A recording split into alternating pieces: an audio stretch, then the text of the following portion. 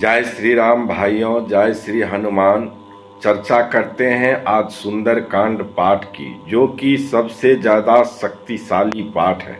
पूरे रामचरितमानस पाठ में सुंदरकांड पाठ बहुत ही उपयोगी माना गया है। यदि आप श्री हनुमान जी के भक्त हैं तो सुंदरकांड का आज का प्रसंग अवश्य सुनिएगा, क्योंकि सुंदरकांड पाठ में पूरी रामचरितमानस में सिर्फ एक ही कांड है जो श्री हनुमान जी के लिए है, और उसमें हनुमान जी की चर्चा बहुत ज़्यादा की गई है। इसीलिए उसे सुंदरकांड पाठ पढ़ने से क्या होता है, फलित होता है। तो सुंदरकांड पाठ कैसे करना चाहिए?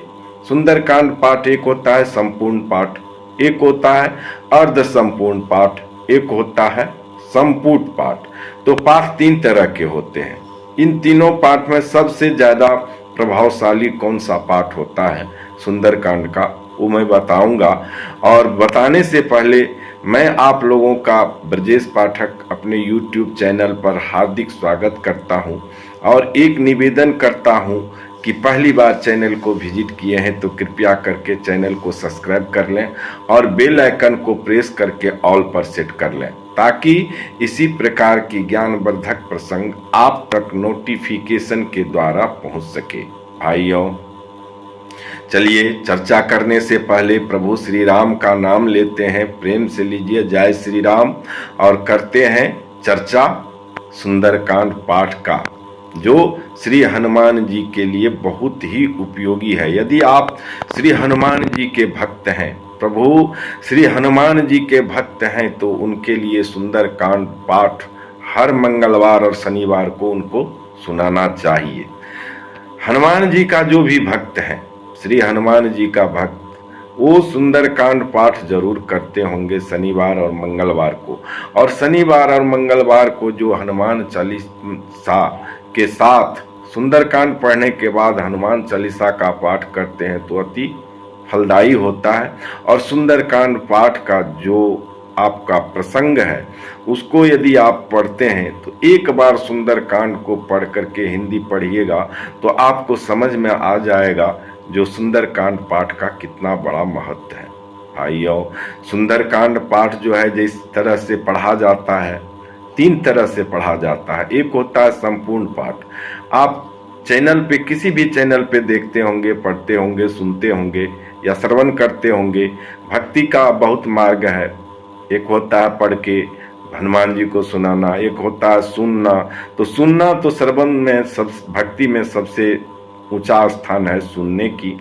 तो ये पाठ जो किया जाता है सुंदरकांड का पाठ, इसको आप जैसे ही दोहा पढ़ते हैं, दोहा के आगे जैसे आप संपूर्ण पाठ करते हैं, तो संपूर्ण पाठ और अर्ध संपूर्ण पाठ और संपूर्ण पाठ तीनों में अंतर है। एक है संपूर्ण, तो संपूर्ण है सीधा जो रामचरितमानस में है उसको शुरू से लेकर के अंत कर दिए, वो हो गया संपूर्ण। उसमें कहीं बीज मंत्र आप नहीं लगाए। और यदि दोहा के ऊपर और दोहा के नीचे आप बीज मंत्र लगाते हैं, एक पर्दा डालते हैं, तो ये आपको संपूर्ण आता है। एक होता है अर्ध संपूर्ण, जो दोहा के आगे ही एक बीज मंत्र लगाया जाता है और दोहा के पीछे लगाया जाता है, तो वो होता है संपूर्ण।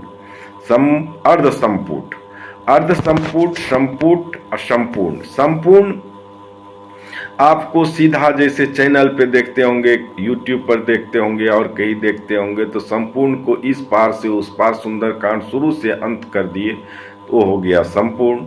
और अर्ध संपूर्ण होता है दोहा के आगे या दोहा के पीछे एक बार बीज मंत्र लगा दिए तो हो गया अर्ध संपूर्ण। और संपूर्ण होता है दोहा के आगे या दोहा के पीछे, दोनों तरफ लगाया जाता है। एक मंगल भवन या मंगलहारी या दीन दयाल विरुद्ध संभारी, दोहा के आगे दोहा के पीछे लगाते हैं, तो इसको संपूर्ण पाठ कहते हैं। और संपूर्ण पाठ की सबसे ज़्यादा शक्तिशाली होता है। संपूर्ण पाठ यदि आप करते हैं तो इसमें क्या होता है, दोहा के आगे दोहा के पीछे यदि बीज मंत्र एक दोहा लगाया जाता है, तो ये संपूर्ण पाठ बीज मंत्र द्वारा दोहा को पर्दा से दिया जाता है और इसको एक तरह से पर्दा कहते हैं, बीजमंत्र कहते हैं। इस तरह से यदि सुंदरकांड पाठ आप करते हैं तो ये जरूर फलित होता है। सबसे बड़ी बात है कि श्री हनुमान जी के जिस रोज आप सुंदरकांड पाठ करते हैं, व्रत करते हैं, तो उस रोज सुंदरकांड पाठ पढ़ने से पहले आपको पूर्ण रूपेण पवित्र होकर के बजरंगबली के पास संकल्प कीजिए कि किस उद्देश्य से आप सुंदरकांड पाठ बजरंगबली को सुना रहे हैं। नियमतः आप यदि बजरंगबली के फोटो आपके सामने लगी हो तो अच्छी बात है, यदि फोटो नहीं है, मंदिर में कर रहे हैं तो और अच्छी बात है। और पूर्णतः यदि आप हनुमान जी पे समर्पित हैं तो सुंदरकांड बहुत ही उपयोगी है और बहुत ही शक्तिशाली है। करना चाहिए, हर हिंदू को करना चाहिए, हर सनातनी को करना चाहिए। सुंदरकांड पाठ से इस तरह से मंगलमय होता है जो आपकी सारी दुख, जितने भी संकट हैं, उसे हनुमान जी हर लेते हैं।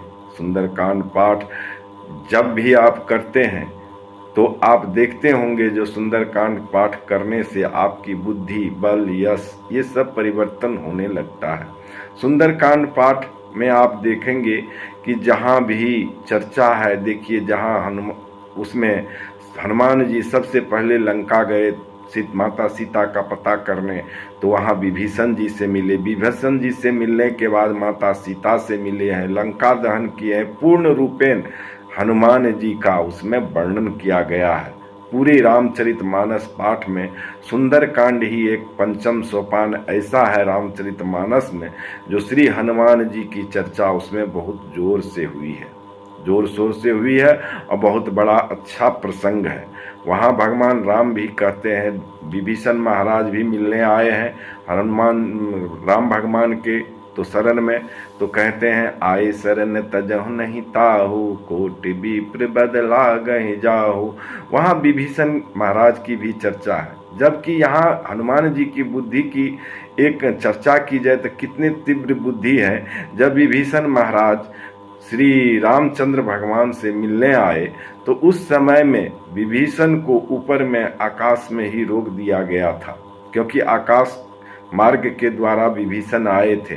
क्या हनुमान जी नहीं जानते थे? जो विभीषण महाराज से जो लंका में मिल के आए थे, उनकी वर्णन किसी को नहीं बताए हनुमान जी, किसी को नहीं, एक रामचंद्र भगवान को बताए थे और सभी जानते थे।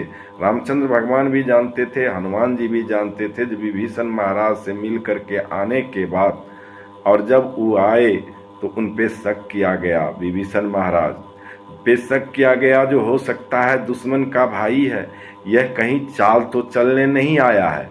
लेकिन प्रभु क्या कहते हैं, रामचंद्र भगवान से जब पूछे तो रामचंद्र भगवान क्या कहे, छल कपट मोहि छिद्र न भावा, निर्मल मन जन सो मोहि पावा। इसको हम उल्टा कहे हैं, निर्मल मन जन सो मोहि पावा, मोह न छल कपट छिद्र भावा। मतलब हमारे पास जिसके मन में छल कपट है वह व्यक्ति हमारे पास आ ही नहीं सकता है, भगवान रामचंद्र जी कहते हैं। तो भाइयों, यदि यह प्रसंग आपको अच्छा लगा हो सुंदरकांड का तो लाइक कीजिए, सब्सक्राइब कीजिए, कमेंट में जय श्री राम जरूर लिखिए। जय श्री राम। प्रभु करे आप सबका कल्याण, आप सबका श्री राम प्रभु मंगलमय करे, श्री हनुमान जी कष्ट हरे। जय जय श्री राम। प्रभु करे आप सब सुनने वाले का कल्याण।